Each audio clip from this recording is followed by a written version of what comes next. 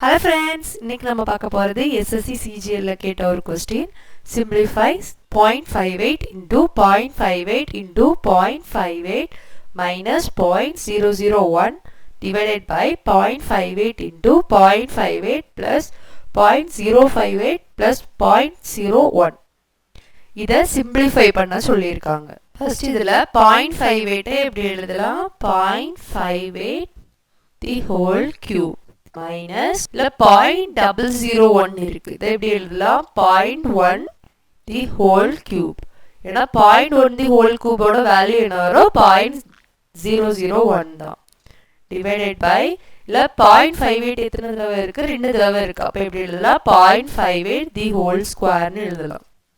plus இல்ல 0.58 into 0.01 போட்டா இந்த வேல்யூ வரும். அதனால இதை எப்படி எழுதுறோம்னா 0.58 into 0.1 இது போட்டா இந்த வேல்யூ வரும் plus இது 0.01 எப்படி எழுதலாம் 0.1 the whole square ஓகே இப்போ மேல இருக்குது பார்க்க எந்த மாதிரி இருக்கு a cube minus b cube மாதிரி இருக்கு a cube minus b cube formula என்னது a minus b into a square plus ab plus b square இந்த ஃபார்முலால இருக்க மாதிரி இதுல a வந்து என்னது 0.58 b வந்து என்னது 0.1 இது மாதிரி இல்ல சப்ஸ்டிட்யூட் பண்றோம் அப்ப என்ன வரும் 0.58 minus 0.1 into இல்ல a square என்னது 0.58 the whole square plus இதுல a வந்து என்னது 0.58 b வந்து என்னது 0.1